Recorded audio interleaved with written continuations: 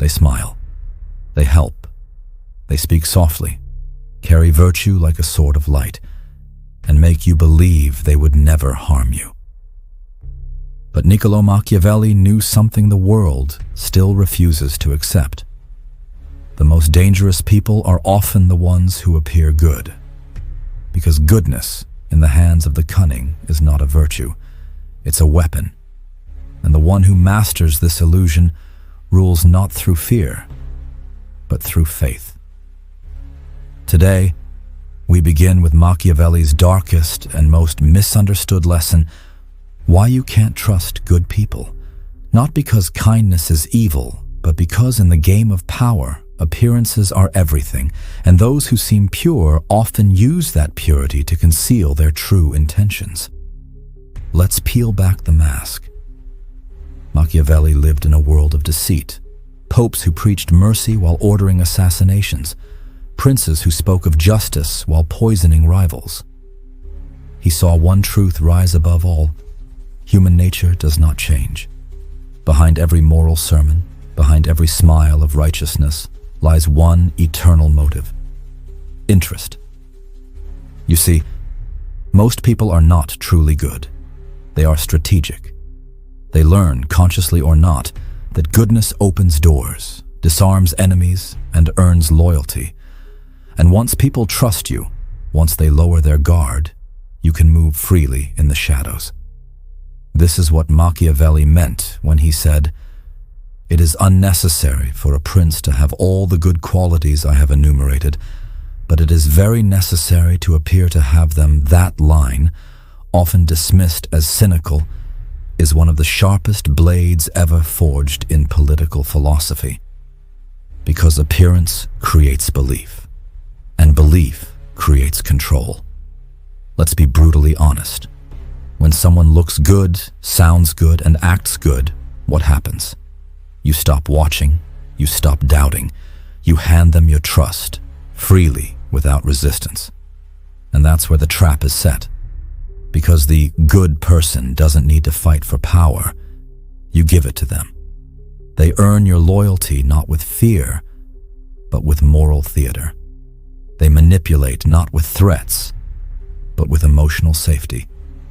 And that is power in its purest, most invisible form. Machiavelli observed that the illusion of goodness is far more effective than genuine virtue. Why? Because real virtue demands sacrifice. It limits what you can do. But the illusion of virtue has no limits. It gives you the benefits of reputation without the cost of restraint. A good image, once earned, becomes armor. It protects the manipulator from scrutiny. Think about it. Who gets questioned? The man known for ruthlessness or the one known for kindness? The ruthless man is watched constantly, but the kind man, he can act in plain sight. He can manipulate, betray, and exploit, and people will still defend him. That's the brilliance of the mask. It blinds not through fear, but through admiration. Now imagine this. A leader rises to power. He speaks of justice, equality, compassion. He promises peace and unity. And the people believe him. They follow him, defend him, worship him. But beneath that polished speech lies calculation. Every word crafted not to express truth, but to control emotion. Because emotion is the currency of trust. Machiavelli would smile. He'd say, "There is no greater weapon than the illusion of virtue. When people believe in your moral goodness, they'll fight your battles for you. They'll silence your critics. They'll excuse your mistakes. And they'll never imagine that you, their hero, might be the one pulling their strings." This, he understood, is how power survives not through domination, but through devotion. So how does this apply to you, to your life, your relationships, your world? Think of the last time someone betrayed you. Did it come from an obvious enemy or from someone you trusted? The co-worker who said they wanted to help you? The friend who only meant well? the partner who used your emotions against you. They weren't villains. They were good people. And that's exactly what made them dangerous.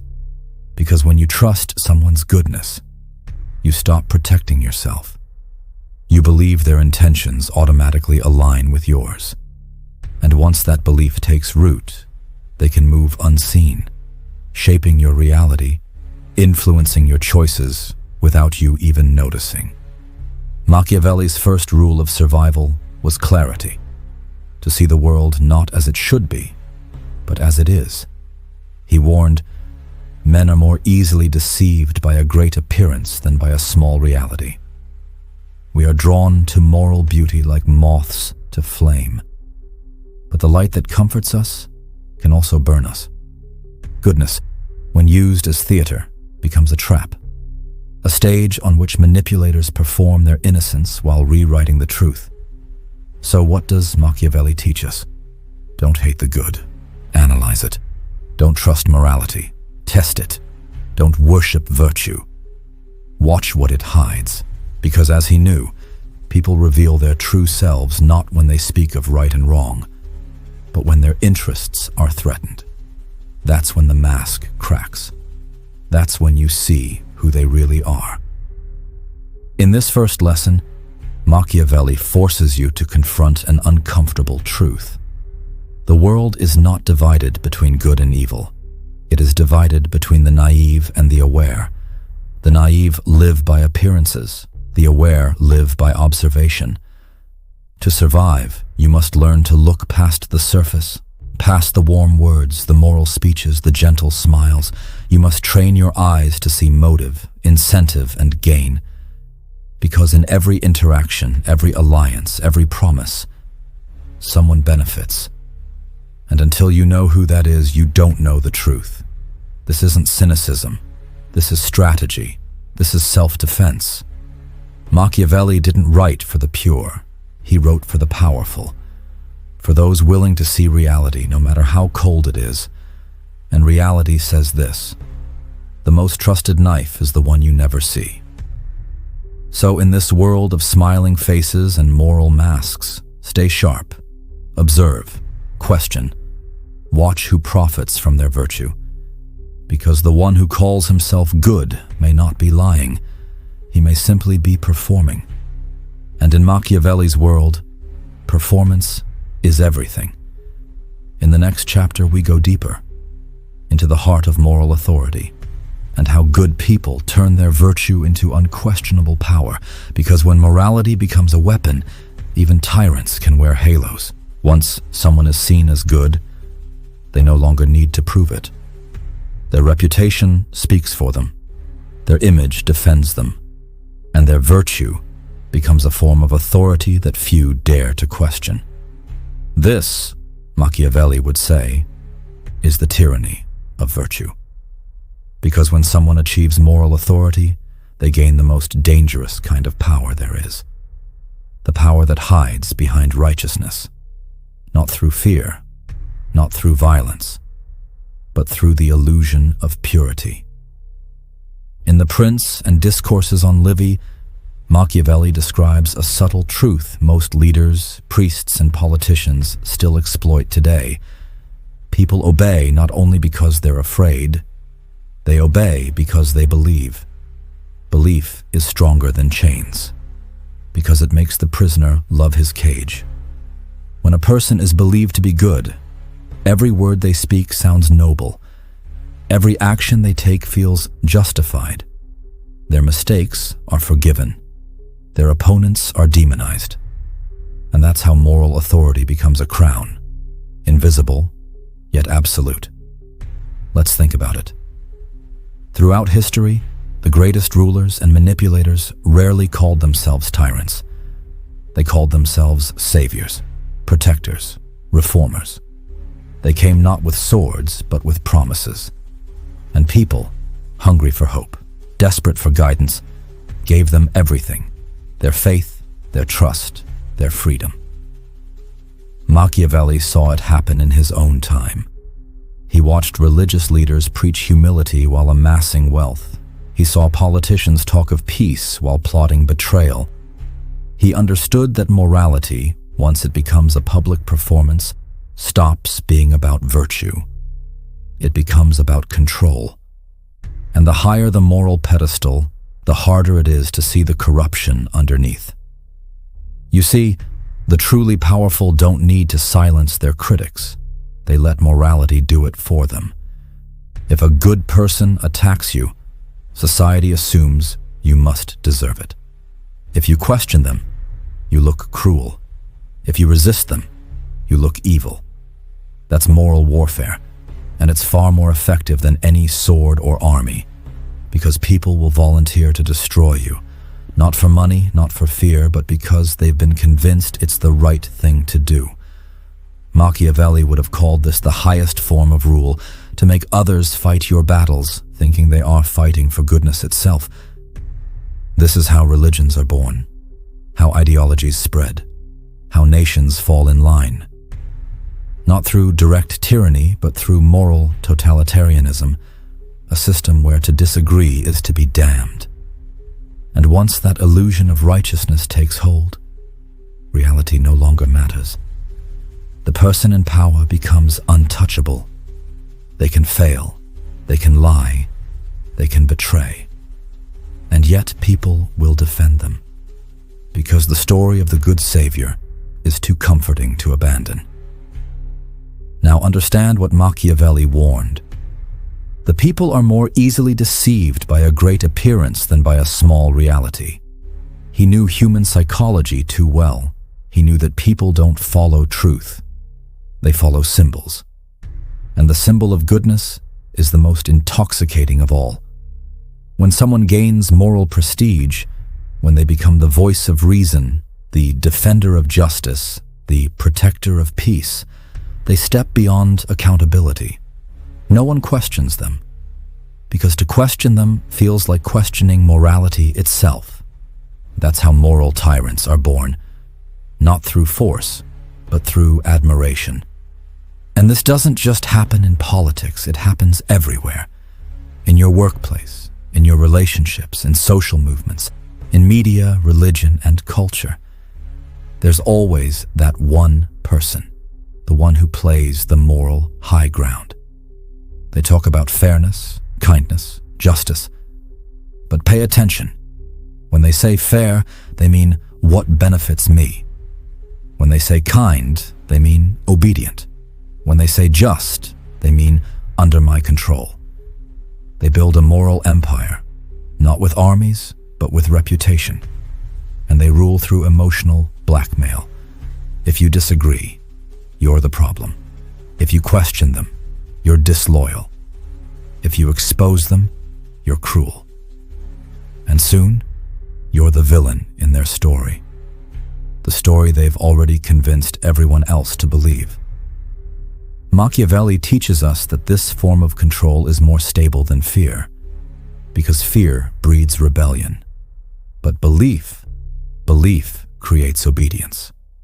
He would say, the feared ruler must always watch his back. The loved ruler need only smile. When someone rules through morality, their followers protect them willingly. They defend them from criticism. They silence dissent before it can spread. That's how corruption hides, not in secrecy, but in sanctity. And what happens to those who try to expose the truth? They are branded as traitors, as heretics, as monsters. History remembers them as villains until the illusion collapses. By then, it's too late. Machiavelli would look at such a world and whisper, "This is not justice. This is theater. A theater where the audience applauds their captors, because they believe they're watching saints. So how do you defend yourself from this? How do you protect yourself in a world where morality itself can be faked? You must learn to separate the appearance of goodness from the mechanics of power. Look at outcomes, not words. Ask, who benefits from this virtue? Whose hands grow stronger while the crowd cheers? Who uses morality to silence others? Because real goodness doesn't demand worship. It doesn't need applause, and it never hides from scrutiny. This is Machiavelli's second law of survival. Never trust anyone whose morality cannot be questioned. When a person claims to be above corruption, it's usually because they've mastered the art of hiding it. When a leader demands loyalty in the name of virtue, they are no longer a moral man. They are a moral monarch. And once they have that throne, it's nearly impossible to remove them. Because the crowd doesn't see the manipulator anymore, they see the halo. So remember this: every saint with too much power must be watched. Every savior with too much praise must be questioned. Because virtue, when wielded as a weapon, becomes the purest form of tyranny. And in a world where everyone wants to appear good, the rarest, most dangerous power of all is to see through the act. In the next chapter, we'll descend even deeper into the heart of psychological warfare. How good people manipulate emotion itself, using guilt, reputation, and moral illusion to dominate others without ever appearing cruel.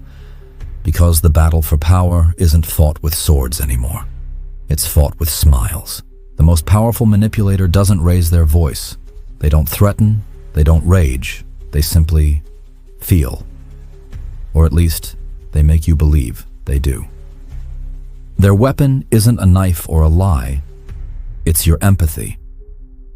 Machiavelli once said, "He who controls the hearts of men controls their hands." And he was right. Because emotion, not reason, is the true leash of humanity. We like to believe we make choices with logic. We tell ourselves we're rational, fair, balanced. But in truth, almost every decision you make begins with a feeling. Guilt, fear, love, shame, pride. The good person knows this, and that's why they don't need to fight you directly. They only need to make you feel something that makes you surrender. Think about it. When someone says, "I thought you were better than that," you feel the sting of guilt. When they sigh instead of argue, you rush to comfort them. When they cry, you fold. When they praise you, you obey.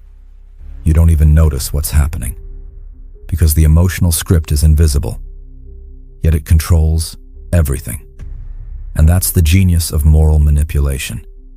It hides domination inside compassion. This is what Machiavelli understood long before modern psychology existed, that the mind is easier to command through emotion than through force. Because force awakens resistance. Emotion awakens obedience. He studied leaders who conquered not by fear, but by sympathy. Rulers who wept with the crowd, knelt in false humility, and promised to share their pain. And people, starved for connection, handed them everything. Let's be clear. Not all good people manipulate consciously, but those who do, those who understand emotional leverage, are among the most dangerous players in the game of power. They weaponize kindness. They weaponize guilt. They weaponize your need to be good. Because they know, if they can make you feel responsible for their happiness, they own you. This is how emotional control works. They build the image of fragility. They act wounded, sensitive, misunderstood. You start to protect them. You want to be their savior. They feed your ego. They make you feel noble, needed, moral. You begin to link your self-worth to their approval. Then they reverse it. The moment you fail them, they withdraw affection. Suddenly you feel guilt, shame, and panic. You want to fix it. Not because they demand it, but because your emotions force you to. This is not love. This is conditioning. It's Machiavellian emotional warfare disguised as virtue. Now imagine this dynamic on a political or social scale. Entire movements built on guilt. Entire nations ruled by empathy traps. Where people obey not out of duty, but out of moral blackmail. You don't care about the greater good? You're heartless? You're the problem. This is the modern evolution of control. Power no longer wears armor, it wears sensitivity. And that's what Machiavelli predicted. The smarter a society becomes, the softer its chains will be. No more iron, no more blood, just emotional guilt, social pressure, and moral shame. He understood that a person enslaved by guilt will never rebel, because they'll believe they deserve it. That's why good people who manipulate emotion are so effective. They don't fight you, they make you fight yourself. Let me show you how this works in everyday life. A friend who always plays the victim, they never apologize, yet you always do. A partner who constantly reminds you of how much they've done for you, you start to feel indebted. A colleague who uses moral superiority, they make you feel small for not caring enough, trying enough, giving enough.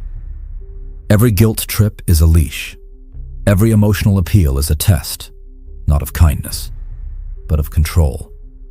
And the longer you respond with guilt, the tighter the leash becomes. Machiavelli would call this psychological rule. He would say, "He who governs the emotions of others governs their will." Because once someone dictates how you should feel, they no longer need to tell you what to do. You'll police yourself, you'll silence your doubts, you'll censor your instincts, all to preserve your image as a good person. And in doing so, you'll become a servant of emotional manipulation. That's why the Machiavellian mindset teaches one sacred law: detach from emotional bait. When someone tries to make you feel guilt, pause. When someone uses tears to corner you, breathe.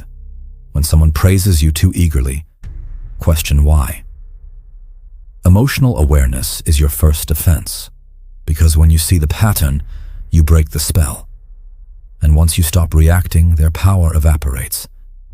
Understand this. True strength isn't coldness, it's clarity.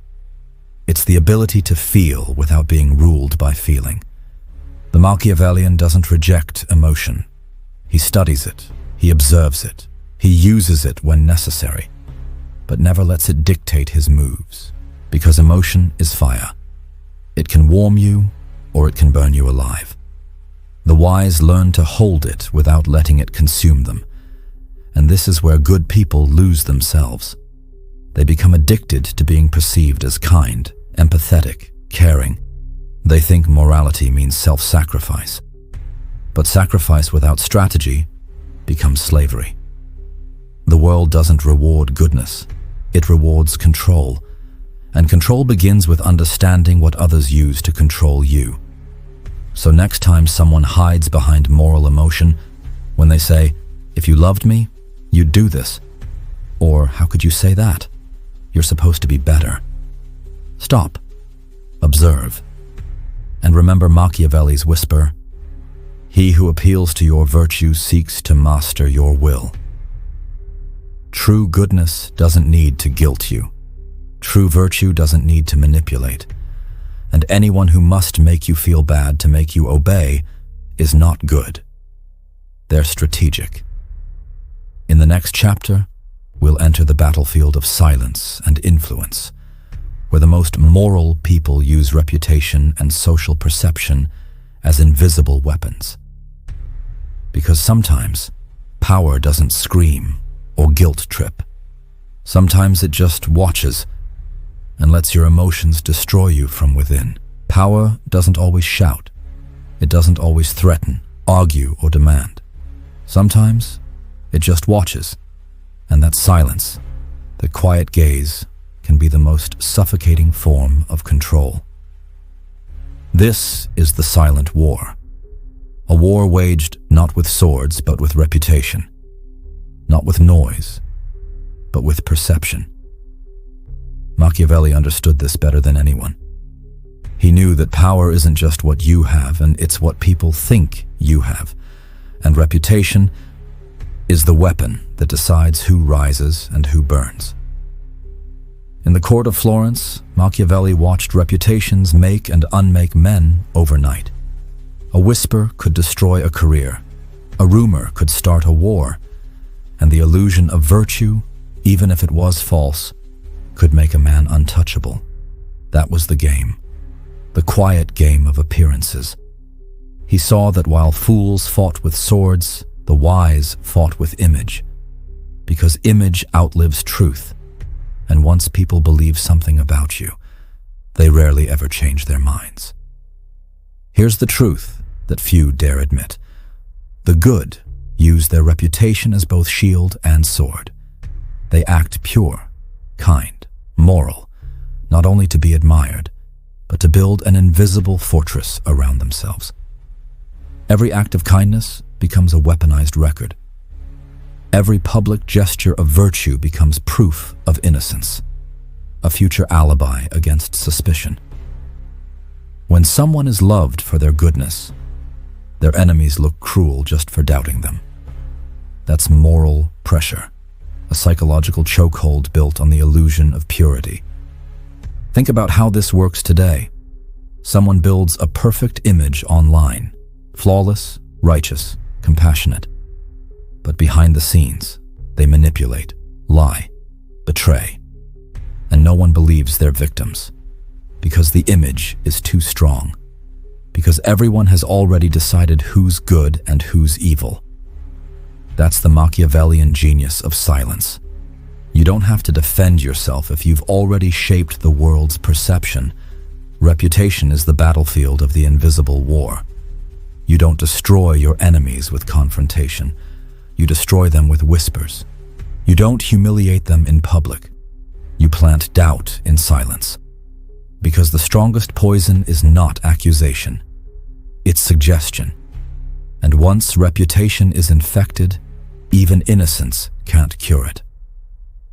Machiavelli wrote that a prince must always appear merciful, faithful, humane, religious, and upright, but only appear. Because appearance, he said, is more useful than truth. Truth fades. Reputation lasts. And so the manipulator builds their empire in silence, through alliances, flattery, and public acts of virtue. They know every word is currency. Every glance is a message. Every silence is strategy. They never need to attack you directly. They just let your reputation decay. Quietly, invisibly. This is how the good destroy others without getting their hands dirty. They use their moral aura as cover. They frame your resistance as cruelty. They frame your truth as bitterness. And when they finally move against you, the crowd applauds because they believe the villain deserved it. It's not just manipulation.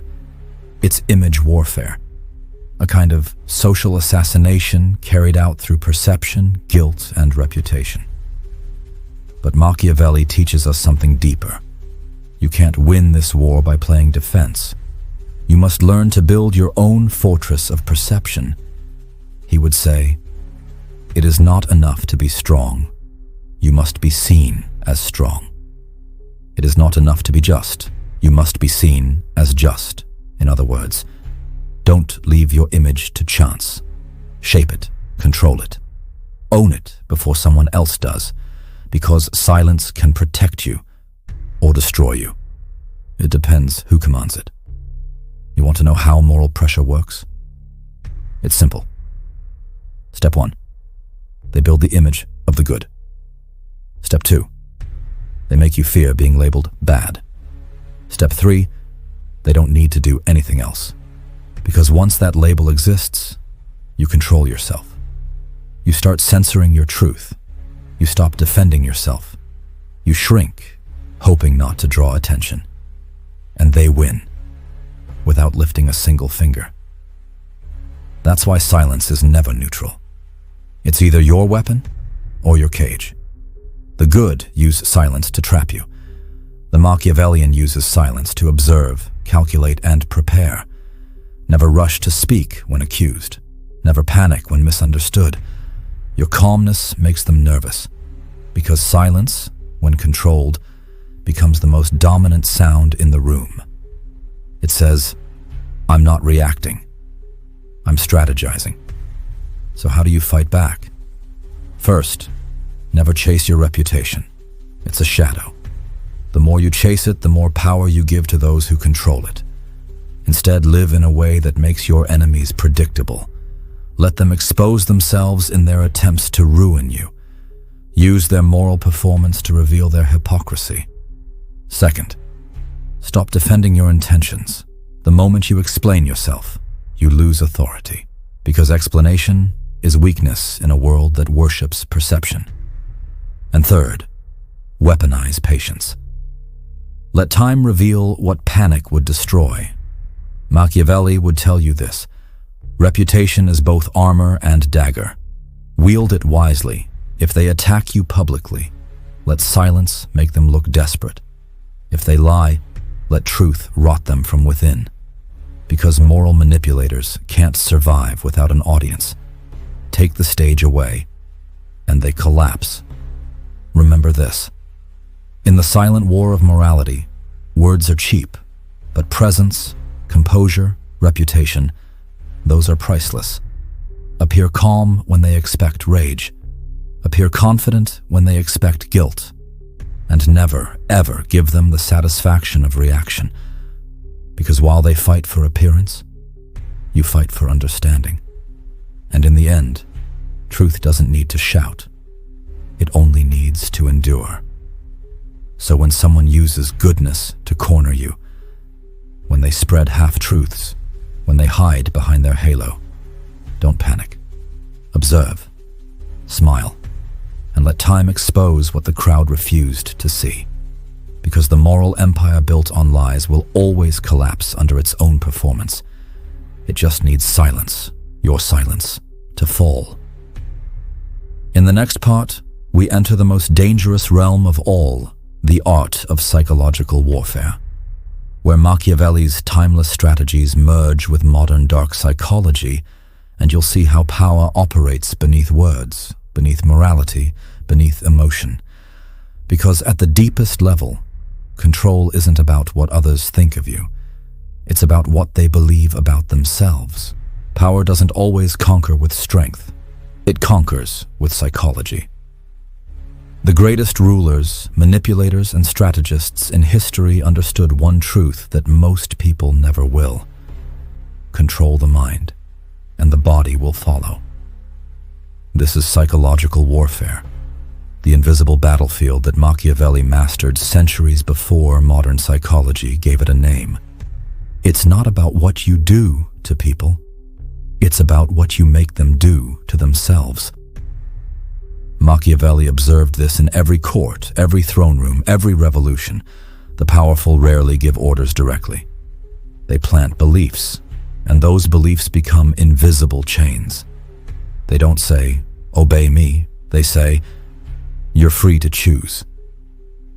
But they've already shaped the options. They don't say, "Fear me." They say, "Trust me." But they've already made fear the price of betrayal.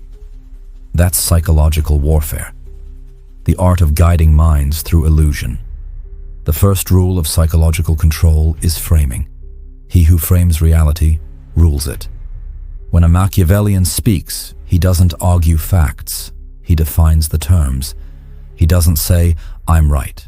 He says, "Here's what right means." And once you accept his definition, you've already lost. That's how politicians control nations. That's how leaders shape morality. That's how good people twist truth into obedience, by framing it as virtue. They say, "This isn't manipulation. It's love. This isn't control. It's protection. This isn't censorship. It's responsibility." And because their tone sounds moral, you nod. You agree. You surrender. Quietly. Machiavelli would have smiled at this. Not because he approved of deceit, but because he knew human nature. He knew that people don't want truth. They want comfort. And comfort is the easiest battlefield to conquer. The Machiavellian warrior never fights the person. He fights their certainty. He creates confusion, doubt, hesitation. He makes them question their own judgment. Once they do, he no longer needs to push. They will walk in the direction he wants, just to feel safe again. Psychological warfare begins when someone learns to master perception.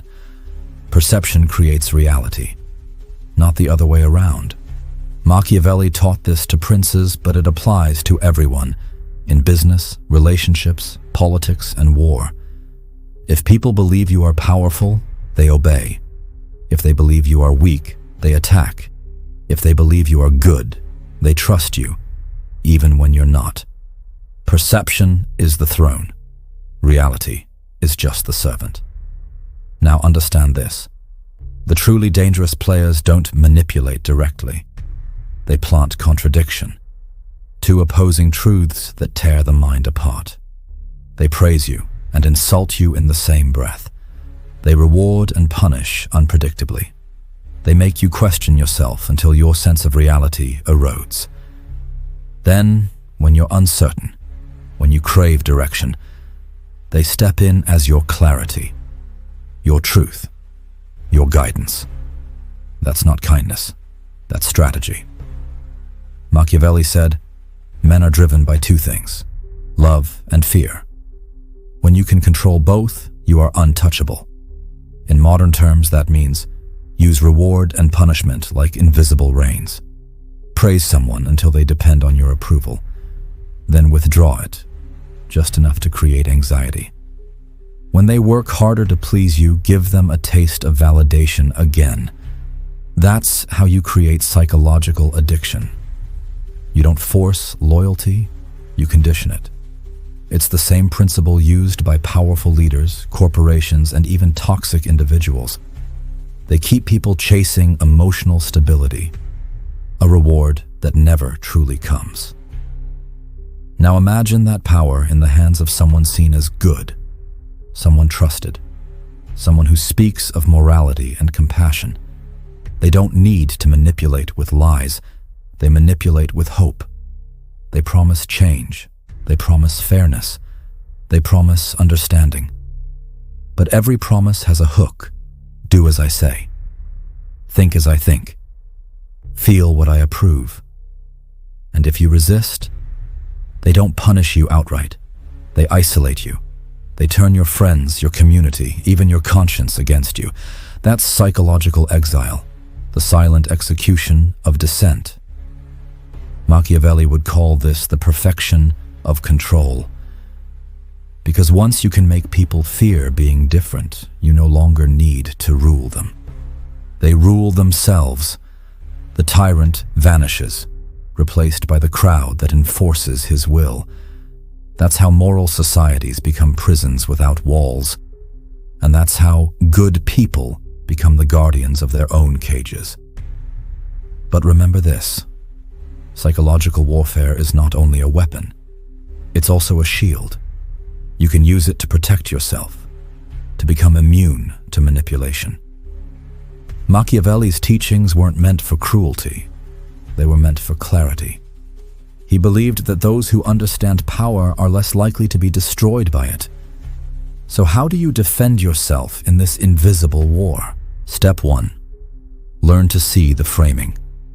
Whenever someone says it's for your own good, ask, who benefits? Whenever someone defines what good means, ask, who gave them that authority? Never let others define your morality for you. Step 2. Control your reactions. Psychological power feeds on emotion. The calmer you are, the less control they have. React slowly, speak deliberately, make silence your language. Step 3. Reclaim perception. Don't chase approval, build mystery. Don't overshare, make them wonder. Because uncertainty creates leverage. Machiavelli understood that the unknown commands respect. The moment you become predictable, you become controllable. He would tell you this: the one who controls appearances controls the world. That's not vanity. That's realism. Psychological warfare is not about faking strength. It's about embodying composure so deeply that no one dares to test it. It's about understanding that truth doesn't win because it's true. It wins because it's believed. And in a world of noise, the one who shapes belief rules. So the next time someone calls you cold for not reacting, the next time they guilt you for being detached, remember, you're not emotionless. You're strategic. Because every manipulator needs a reaction to feed on. And silence, deliberate, unbroken silence, is starvation. They'll call you cruel. They'll call you arrogant. But behind their anger is fear. Fear of losing control. And when they fear you, you've already won the invisible war. In the next chapter, we'll face the final transformation. The point where Machiavellian clarity becomes something more than defense. The power of detachment. The art of feeling nothing. Not because you're heartless, but because you've learned the ultimate form of strength. Emotional sovereignty. The war ends not when you destroy your enemies, but when their weapons, guilt, reputation, fear, no longer touch you. When the dust of power settles, when every game has been played and every mask has fallen, what remains? Not victory, not wealth, not fear. What remains is control. Control not over others, but over yourself. This is emotional sovereignty, the final evolution of Machiavellian strength. The art of feeling nothing unnecessary and everything strategically. Machiavelli understood something the modern world refuses to accept. Emotions are not your truth. They are your chains. They make you react when you should observe. They make you rush when you should wait. They make you attach when you should walk away. And every manipulator, every enemy, every rival knows this. They don't have to break you. They just have to make you feel anger, guilt, jealousy, desire. Once you feel, you move. Once you move, you can be led. That's why the Machiavellian path ends with emotional mastery, because the one who feels less controls more. Now, understand this clearly. To feel nothing doesn't mean becoming numb. It means becoming selective. You don't kill emotion. You command it. You decide when to be cold, when to be passionate, when to care, and when to cut ties like a blade through silk. Most people are slaves to their moods. You must become the architect of yourself, because emotion is energy, and power belongs to those who direct energy, not those who drown in it. The weak think power is found in reaction, in showing how much they care, how much they feel. They believe intensity equals authenticity. But Machiavelli would laugh at that. He knew that the louder emotion becomes, the less control you have. He taught that the ruler who cannot master his temper will be ruled by those who provoke it. So the Machiavellian mindset is not coldness, it's precision. It's knowing when to be fire and when to be ice. It's the discipline of never revealing your temperature until it's too late for your enemies to adjust. There's a reason why the most powerful people seem calm, detached, unshaken. Because in chaos, calmness is authority. In crisis, composure is control. And in manipulation, indifference is defense. When you stop reacting, you become unreadable. When you become unreadable, you become untouchable. And when no one can touch your emotions, no one can use them. That's emotional sovereignty. Imagine walking through conflict like a mirror. Everything reflects off you, nothing sticks. Someone insults you. You don't defend, you don't flinch, you observe. And in your silence, their words echo back at them. They reveal more about themselves than they ever do about you. That's the beauty of detachment.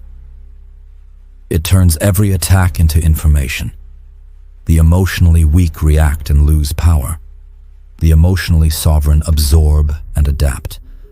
Machiavelli once said, "It is better to be feared than loved if you cannot be both."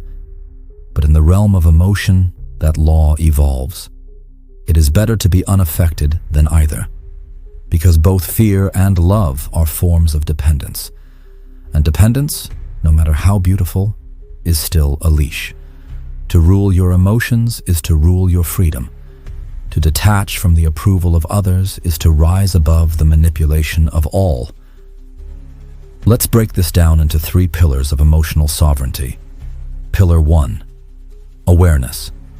You cannot control what you don't notice. Every emotion begins with a trigger. Find yours, study them, name them. The moment you name your emotion, it loses the power to control you. Awareness is the sword that cuts through illusion. Pillar 2. Restraint.